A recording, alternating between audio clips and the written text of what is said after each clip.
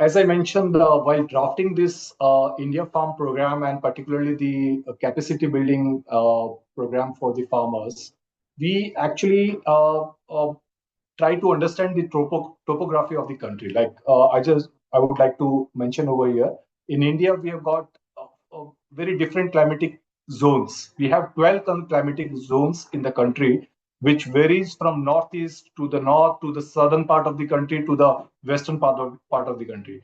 And interestingly, we have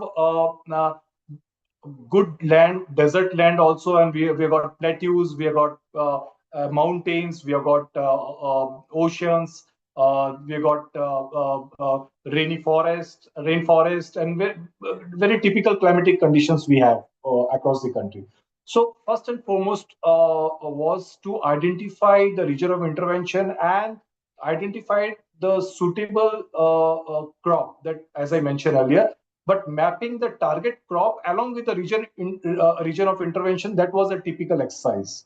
Like if we are talking about chili as a crop to target for TOT workshop, then which part of the country, which part of the wherein maximum most of the months like farmer is engaged in chili crop, then going towards the northern part of the country wherein the wheat and the paddy is the primary crop. So which all pockets to identify. These are the certain basic understanding we created before we launched this TOT workshop capacity building exercise. Like for just to give you an example, we have got one of the state called Odisha, which is on the coastal belt of the country, that has a very typical variety of paddy, and the months where it is sowed and harvested is very much different from the northern part, like state like Punjab. So we identified the months, the crop, the cropping pattern, the harvesting pattern, and then we defined our model, the TOT workshop module, as per the basic or the crop specific, region specific requirements. That was the first part.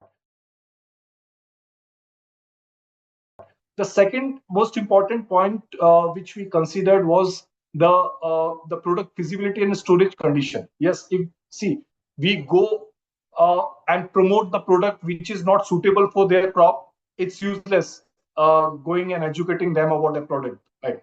If we talk about chili, what's the right biocontrol agent, biopesticide, which is used for chili crop for the control of various pests?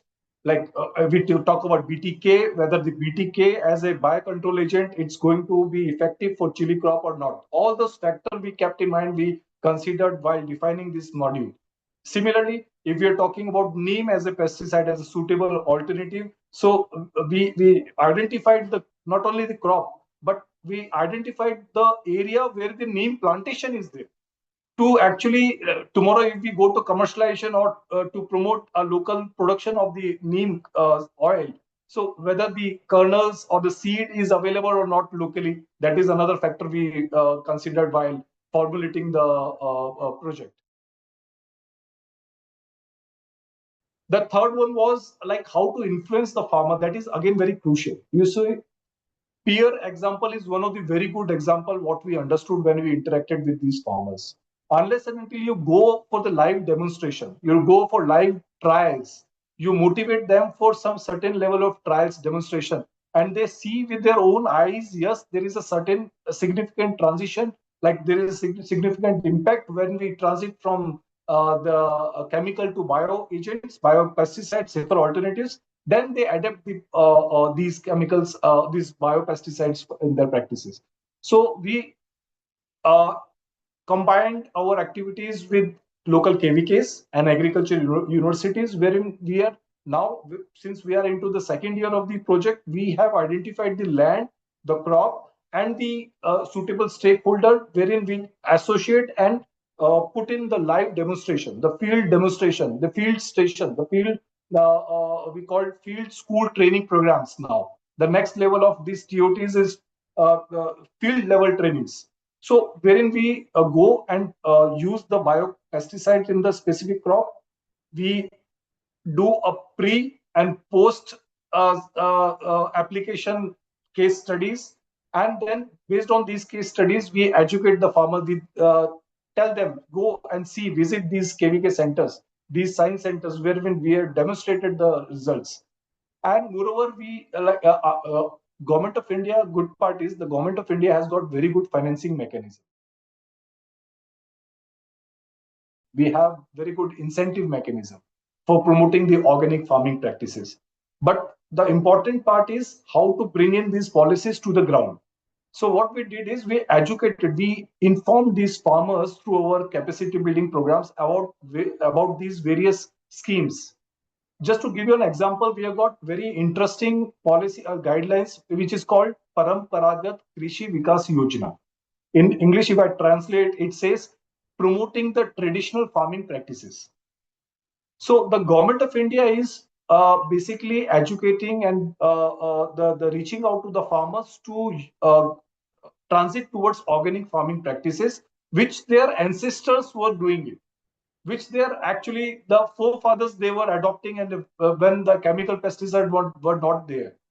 So under this organic farming, this PKVY scheme of Government of India, what they are doing, they are incentivizing. They are giving uh, $500 per acre to the farmers for up to a period of 3 years.